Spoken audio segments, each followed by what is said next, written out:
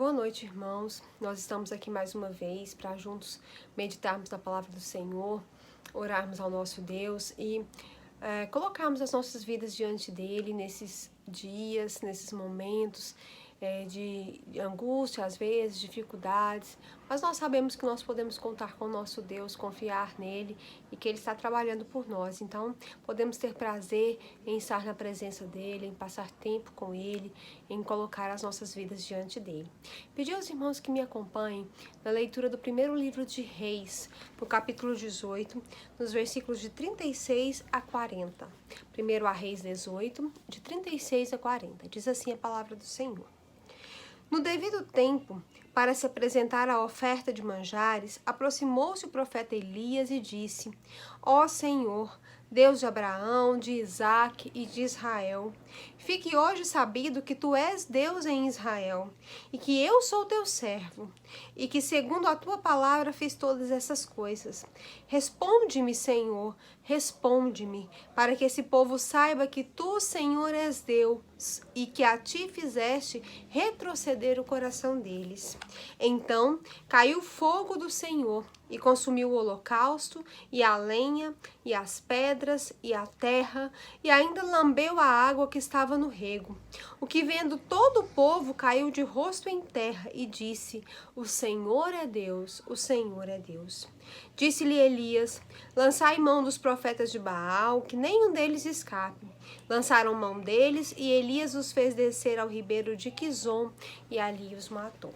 Amém, irmãos?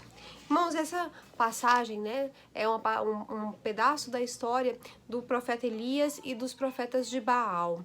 Nós conhecemos, quem já leu a Bíblia. Se você não conhece, eu vou explicar um pouco para você.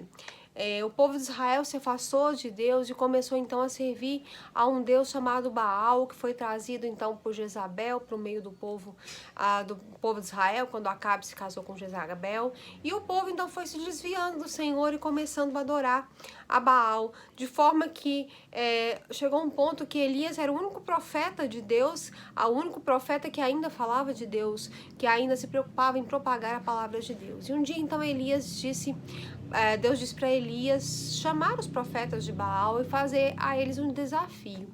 Eles então fizeram um altar, Elias reedificou o altar, que era o altar do Senhor, e eles então sacrificaram ali naquele altar um bezerro, um novilho, e Elias então disse para os profetas de Baal: clamem agora ao seu Deus para que ele mande fogo do céu e aceite o holocausto de vocês. Então aqueles homens começaram a clamar, a chamar por Baal, e durante horas aqueles homens chamaram por Baal e nada aconteceu. Então, num determinado momento, Elias sacrificou ali o seu novilho, abriu um rego em volta do altar, encheu de água, colocou lenha, jogou água na lenha também, molhou aquilo tudo, encharcou e disse então: agora é a minha vez. E ele então fez essa oração ao Senhor. Ele disse: Senhor, mostra para esse povo que o Senhor é que é o Deus de Israel e que eu fiz isso porque o Senhor mandou. Então manifesta agora a tua glória, a tua presença no meio desse povo. E a Bíblia então diz que caiu fogo do céu, consumiu não só o novilho, como consumiu o altar, as pedras, a lenha, a água, e numa manifestação então do grande poder de Deus, e que Deus era o Deus verdadeiro, e o povo de Israel então reconheceu nesse momento que Deus era o Deus verdadeiro, que Deus era Deus em Israel. Mas esse episódio da vida de Elias pode também trazer muitas lições para as nossas vidas nessa noite. E eu quero compartilhar algumas com os irmãos. A primeira é o seguinte: quando a gente tem certeza que está dentro da vontade de Deus, a gente então tem poder para vencer as nossas dificuldades. Às vezes a gente não consegue vencer as nossas dificuldades, a gente se sente muito desanimado e não tem forças para viver, porque muitas vezes nós não sabemos se nós estamos fazendo a vontade de Deus, nós não buscamos conhecer a vontade de Deus para as nossas vidas. Elias tinha certeza de que ele estava dentro da vontade de Deus, porque ele disse: Senhor, mostra para esse povo que eu fiz isso porque o Senhor mandou. Ele sabia que ele estava obedecendo uma ordem, a ordem de Deus, e que Deus tinha um propósito para a vida dele, para aquele acontecimento. Ele não estava fazendo aquilo para se exibir, ele estava apenas cumprindo o que Deus tinha mandado. na nossa vida também, nós precisamos sempre buscar cumprir as ordens que Deus nos dá, os mandamentos do Senhor Jesus. É assim que nós vivemos dentro da vontade de Deus, é fazendo aquilo que Ele nos manda, aquilo que Ele deixou como recomendação. Se nós estivermos seguindo a palavra de Deus e fazendo aquilo que o Senhor Jesus nos manda, as recomendações que foram deixadas para nós através da palavra de Deus, a gente pode estar desempregado, mas a gente vai ter paz. A gente pode passar por situações difíceis, mas nós vamos ter paz, porque nós vamos saber que estamos dentro da vontade de Deus. A gente pode ter todas as coisas se levantando contra nós e ainda assim vamos ter paz, porque sabemos que estamos dentro da vontade de Deus. Nada vai nos intimidar, né? Às vezes a gente se sente temeroso e inseguro, porque não está fazendo aquilo que Deus manda. E não há nada mais encorajador do que saber que a gente está fazendo aquilo que Deus manda. Quando a gente faz o que Deus está mandando, não importa as circunstâncias, nós vamos resistir. Às vezes nós tentamos viver segundo os nossos próprios critérios, usando as nossas próprias forças. Eu penso assim, eu acho que tem que ser assim, é dessa maneira que eu quero fazer, é dessa maneira que o meu coração e que a minha mente me dizem para fazer. E quando nós começamos a colocar os nossos princípios na frente dos princípios de Deus, nós deixamos de fazer a vontade de Deus para fazer a nossa. E aí é quando muitas vezes nós não conseguimos lutar contra as nossas dificuldades. A segunda verdade, irmãos, é que obediência dividida é tão errado quanto idolatria declarada. Às vezes, nós falamos que nós servimos a Deus, que nós queremos servir ao Senhor, que nós cremos no Senhor Jesus, que nós recebemos Jesus como nosso Salvador, mas nós não conseguimos nos desprender das coisas do mundo, nós não conseguimos deixar o pecado que está na nossa vida, e isso é tão ruim quanto simplesmente ignorar a Deus. A Bíblia diz, nessa história, que Elias perguntou ao povo de Israel: até quando vocês vão cochear entre dois pensamentos? Até quando vocês vão buscar a Deus, mas também vamos fazer um agrado para os profetas de Baal? Eu sirvo a Deus, mas eu também tenho algumas coisinhas, né, que tem problema. Para que eu vou deixar de fazer? Eu sei que a Bíblia fala que não é certo, mas não tem tanto problema assim. E a gente acaba numa obediência dividida que também não agrada ao Senhor de maneira alguma. E a gente então adquire um estado medíocre de não comprometimento. Às vezes é muito fácil a gente ir à igreja, assistir o culto, mas o difícil é ter comprometimento com o Senhor e com a vontade dele, né? E lá em Apocalipse 2:3, Deus falou o seguinte para a igreja de Laodiceia: eu conheço as tuas obras, você não é frio e não é quente. Se você fosse frio ou quente, eu ia preferir, mas como você é morno, eu vou vomitar você da minha boca. E do mesmo jeito que Elias pediu naquele dia para que o povo de Israel descesse do muro da indecisão, nós também precisamos descer do muro da indecisão. Talvez a gente conheça Deus há muitos anos, mas nunca se comprometeu realmente com Ele.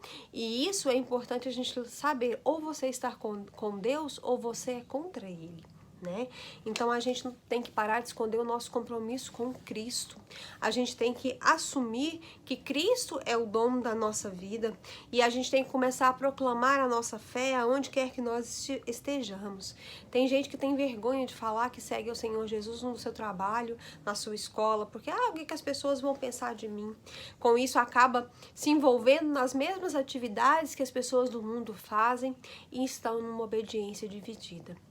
Por último, irmãos, nós temos que lembrar que a nossa ferramenta mais eficiente é a oração. Naquele momento em que Elias precisava da manifestação de Deus, o que ele fez? Qual foi a sua primeira atitude? Ele orou ao Senhor. O único instrumento que Elias usou foi a oração, né? Tem gente que deixa para orar depois que tudo dá errado. Não, eu vou fazer. Se der errado, depois eu oro sobre isso, né? Ou seja, eu faço todas as tentativas, depois eu leio o manual de instruções, mas não é bem assim. A oração tem que ser a nossa primeira arma. Do mesmo jeito que Elias, ele não usou a oração como um último recurso, mas a oração foi o primeiro e único recurso dele. E uma simples oração de fé foi o maior tesouro, que ele teve então, e ele então teve contato com Deus naquele momento, e foi Deus que fez tudo acontecer. A gente tem que orar sem cessar. Olhe para você nesses últimos dias e responda sinceramente. Quanto tempo você tirou para orar, para falar com Deus? E não é às vezes escutar a oração de outra pessoa, né? Isso também é válido, claro, mas orar você, falar você com Deus, colocar diante de Deus o seu coração, as suas dificuldades, os seus problemas, aquilo que você, porque você está sofrendo, aquilo que você precisa. Então, orar tem que ser sempre a nossa primeira arma e não o nosso único recurso, último recurso, porque a oração é a nossa maior ferramenta, é a nossa maior arma nas nossas batalhas do dia a dia. Amém? Então vamos orar nesse instante, né? Nós precisamos colocar diante de Deus as nossas vidas. Vamos orar pelas famílias, pela igreja.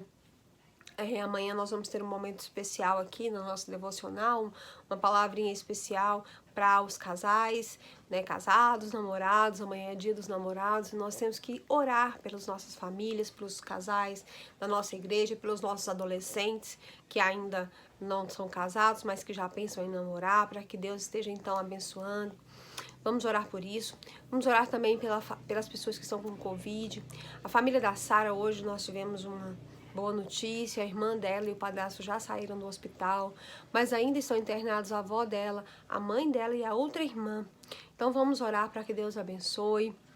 Também os familiares, os meus familiares da minha mãe lá em Porá, que uma prima da minha mãe testou positivo também para Covid, e eles estão com muito medo de outras pessoas da família terem também pegado, a tia Tereza, a sua família, vamos orar por eles. Vamos orar também pela família da Márcia, porque a irmã Sandra pediu, eles também estão com Covid.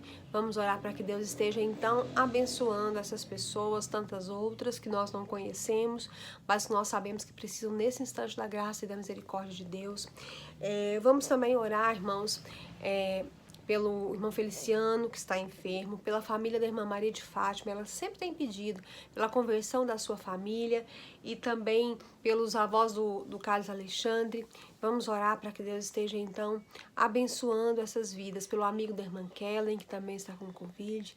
Vamos colocar essas pessoas, então, diante do Senhor, pedir que o Senhor esteja abençoando. Senhor Deus e Pai, ó Deus, o Senhor é o mesmo Deus de Israel. O Senhor é o Deus que fez chover fogo do céu, consumiu aquele sacrifício. Ó Deus, o Senhor é um Deus santo, é perfeito, é maravilhoso, é grandioso. Ó Deus, a Bíblia fala que não há outro Deus além de ti. O Senhor é o princípio e o fim de todas as coisas. O Senhor é no Senhor que reside toda a força, é no Senhor que reside todo o poder, é o Senhor que controla a nossa história e a nossa vida. E é por isso que nós estamos aqui diante do Senhor nesse instante. Ó Deus, porque nós não temos a quem recorrer a não ser ao Senhor. E nesta noite nós queremos te suplicar que o Senhor venha com a tua mão de poder sobre as nossas vidas. Ó Deus, nós temos tantas dificuldades, nós temos tantos problemas nesse mundo cheio de pecado e de enfermidades. Mas, ó Deus, nós aguardamos o seu socorro, não só aqui, mas aguardamos também a nossa pátria celestial que o Senhor preparou para nós. Então, ó Deus, tem misericórdia de nós, olha para os nossos corações, nos ajuda a ser obedientes ao Senhor, a fazer a tua vontade. Senhor, que nós não possamos nos dividir entre o Senhor e outras coisas, mas que possamos deixar de lado todo o embaraço, todas as coisas dessa vida que não nos fazem parte, ó Deus, do teu plano para nós, e que possamos cada dia mais nos agarrar ao Senhor, falar da nossa fé, levar o Evangelho a outras pessoas, consagrar as nossas vidas ao Senhor, viver de um modo que nós sejamos então úteis e agradáveis ao Senhor. Ó Deus, nesse instante eu quero te pedir por aquelas pessoas, ó Deus, amigos e familiares dos nossos irmãos, ó Deus, as pessoas que nos assistem e que ainda não te conhecem como Senhor e Salvador. Ó Deus, nós sabemos que o Senhor tem uma obra para fazer nessas vidas. Ó Deus, nós não sabemos quando, mas nós sabemos que é a tua vontade que todos cheguem ao arrependimento e ao pleno conhecimento da verdade. Então, ó Deus, tem misericórdia dessas pessoas, sejam elas quem forem, estejam elas aonde estiverem, os esposos das nossas irmãs, os filhos das nossas irmãs, os pais das nossas crianças, os nossos adolescentes, por quem nós temos orado, ó Deus, incessantemente diante do Senhor, nós colocamos essas vidas. Traz salvação para o meio do teu povo.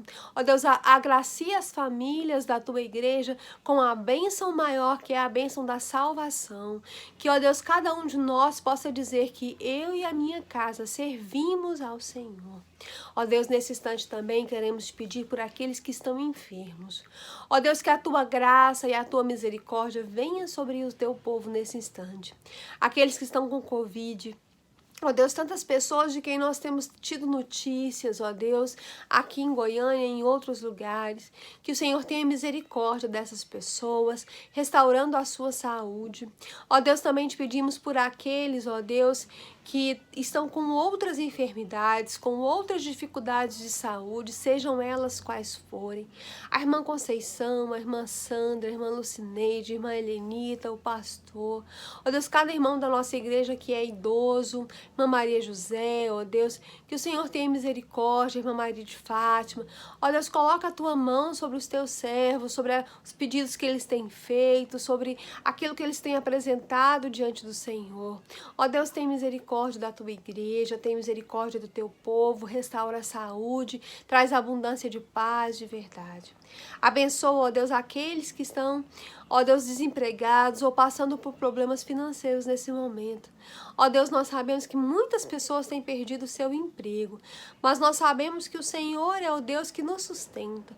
E quando nós fazemos a tua vontade, o Senhor é fiel para nos contemplar com toda sorte de bênçãos. Então, ó Deus, abençoa essas pessoas nesse instante, cobre o teu povo com a mão de poder do Senhor. Ó Deus, dá ao teu povo tranquilidade, dá ao teu povo paz, dá ao teu povo alegria, ó Deus, dá ao teu povo, ó Deus, a confiança de que nós precisamos para vencer esses momentos de dificuldades, porque nós sabemos que o Senhor é quem trabalha por nós. Quando nós esperamos pelo Senhor, o Senhor trabalha por nós. Então tem misericórdia do teu povo. Senhor, abençoa as famílias de um modo muito especial. Aqueles relacionamentos de marido e mulher que estão quebrados, ó Deus, restaura os lares, ó Deus, que aqueles que precisam de perdão, que haja perdão, que aqueles que precisam, ó Deus, de compreensão, que o Senhor traga compreensão, ó Deus, aqueles que precisam de amor, que o teu Santo Espírito, ó Deus, trabalhe nessas vidas, para que os casamentos, as famílias, os lares sejam restaurados, aqueles que precisam de ajuda e de sabedoria na criação dos seus filhos, ó Deus, às vezes filhos rebeldes, filhos difíceis, ó Deus, dá para o teu povo a sabedoria que eles precisam na educação dos seus filhos, ó Deus, e toca no coração dos filhos também, para que eles sejam mais obedientes, para que eles aprendam a honrar os seus pais, ó Deus, aqueles que enfrentam qualquer outro tipo de dificuldade na sua família, que nesse instante o Senhor venha com a tua graça e com a tua misericórdia sobre essas vidas, ó Deus, tem misericórdia dessas pessoas aonde elas estiverem, ó Deus, a começar em mim, que o Senhor possa estar trabalhando nas nossas vidas, na vida das nossas famílias, nos transformando, mudando nossa maneira de viver, ó Deus, nossa maneira de fazer as coisas, para que cada vez mais nós estejamos nos aproximando daquilo que é a tua vontade para nós. Ó Deus, nesse instante também queremos te pedir, ó Deus, pela igreja, por todas as igrejas do Senhor sobre a face da terra, sustenta as tuas igrejas espiritualmente, ó Deus, também materialmente, o trabalho missionário, ó Deus, e aqueles irmãos que nesses momentos têm às vezes se sentido frios espiritualmente, têm se afastado do Senhor, têm, ó Deus, sido inconstantes com o Senhor, que o Senhor possa tocar em cada vida, que o Senhor possa nos mostrar que é um tempo de nos aproximarmos, nos achegarmos ao Senhor e não de nos distanciarmos. Ó Deus, tem misericórdia dessas vidas, de cada igreja. Ó Deus, tem misericórdia de cada pessoa, de cada família que está nos assistindo nessa noite. Que a tua graça, o teu poder e a tua misericórdia estejam sobre as nossas vidas. Nós clamamos ao Senhor a tua bênção, em nome de Jesus. Amém. Amém. Que o Senhor nos abençoe, que Ele traga graça e misericórdia para as nossas vidas e que possamos estar sempre dispostos a ouvir a voz do Senhor e a fazer a vontade dele. Que o Senhor nos abençoe, em nome de Jesus. Amém.